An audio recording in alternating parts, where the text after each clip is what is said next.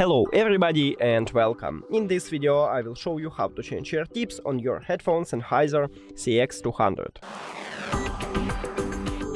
And you have to start by remove the old ear tips. Here we go. And the second one. Now select the new ear tip size and then attach it.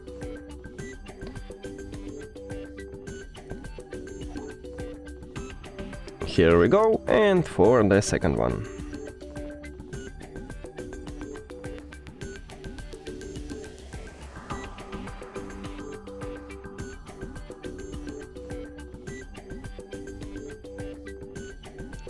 And we did it! Thank you for watching this video. If you found it helpful, please consider subscribing to the channel and leave the like on the video. It's really important to us. See you later!